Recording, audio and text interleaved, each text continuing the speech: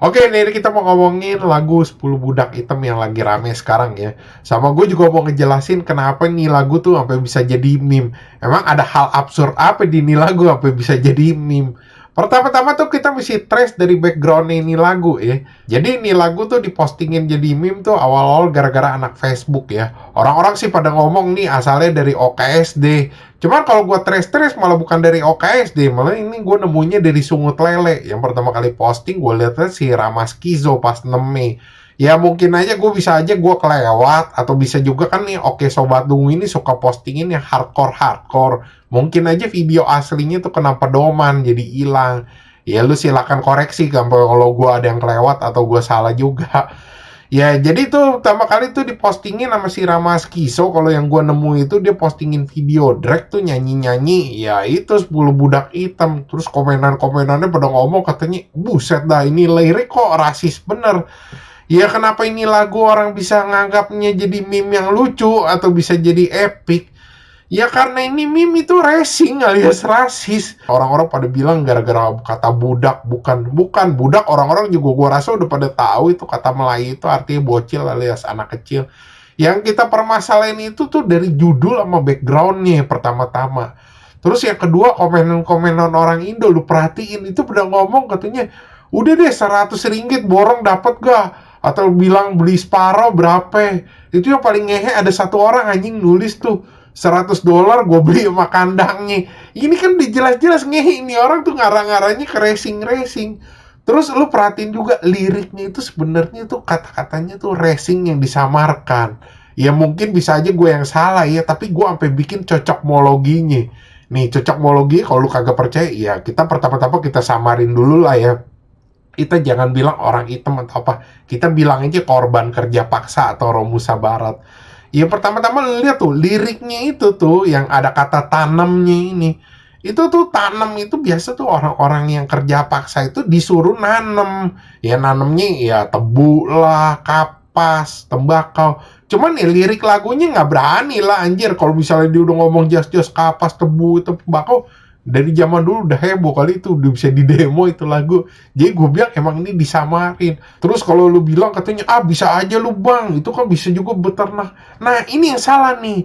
Kalau orang-orang itu tuh yang pas kerja paksa itu justru nggak dikasih beternak, mereka cuma disuruh nanem-naneman aja. Beternak itu malah biasa tuh bos-bosnya atau keluarga bos-bosnya. Jadi kayak kesannya kalau kita bilang tuh ngerendahin gitu loh. Mereka cuma bisa kerja-kerja yang simple gitu. Mereka juga yang bos-bosnya takut nih ternaknya ini kenapa-kenapa diurus sama orang-orang kerja paksa ini. Terus yang kedua kaki patah.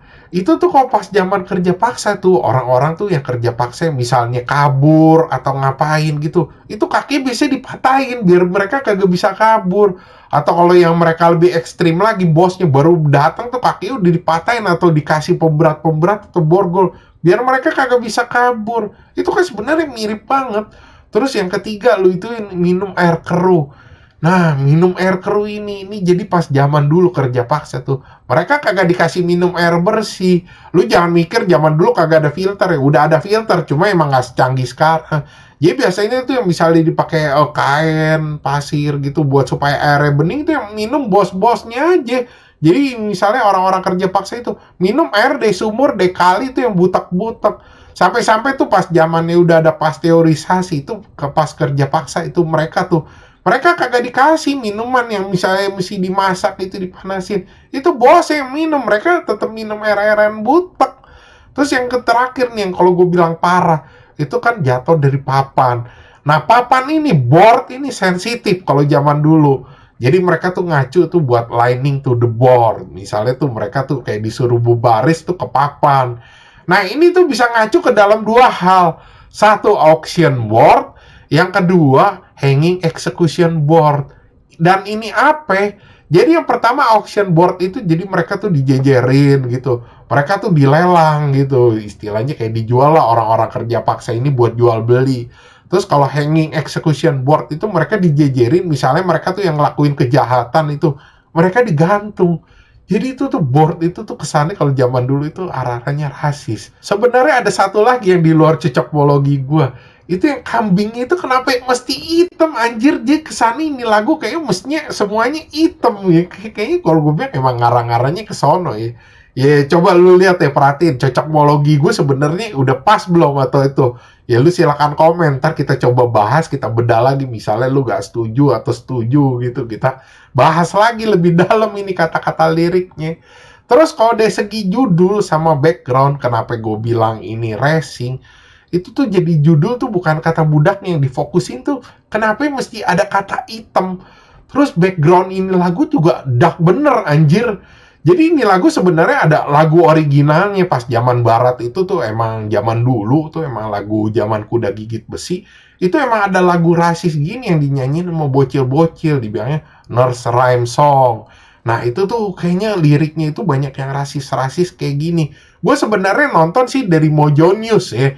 Gue ngecek-ngecek tuh, gue inget kok kayaknya gue pernah denger ya ini yang kayak begini judulnya mirip sama yang sekarang. Itu tuh namanya 10 Little N-Boy, kita samarin aja. Cuman gue nyari-nyari susah. Mungkin YouTube juga nggak pengen orang nemuin banyak yang begini-begini. Takut disalahgunain buat sesuatu yang emang sekarang kan emang orang doyannya tuh bikin-bikin begini-begini nih, rasis-rasis. Mungkin diumpetin. Untung aja ada satu anak Facebook tuh yang ngasih tahu gue tuh, yang siapa ya? Bigus, Dikus, apa Megasus, Maximus, atau siapalah intinya. Berkatnya gue bisa nemuin nih, sama kasih lu source-nya. Itu tuh ya, kalau lu perhatiin, ini lagu tuh bener-bener lagu originalnya sama yang sekarang tuh banyak kesamaannya kalau lu perhatiin. Dari ritme lagunya itu udah mirip. Terus susunan kata liriknya itu juga sama anjir. Itu tuh orang hitam tuh digambarin dari 10, 9, 8, 7, 4, 5, sampai akhirnya orang hitamnya itu semua habis. Itu sama anjir. Cuman cara hilangnya orang hitam ini yang beda, yang dulu sama yang sekarang. Kalau yang dulu tuh rasis bener. Kalau yang sekarang kesannya kalau gue bilang kayak disamar-samarin. Kan kalau gue bilang kesannya tuh kayak mustahil ya buat kebenaran. Kok bisa kebenaran bisa kayak begini banget, klop bener gitu. Sebenarnya lu jangan salahin orang sana lu bilang rasis ya. Ini yang mesti ditanyain yang bikin lagu, anjir. Ini siapa bikin lagu, anjir?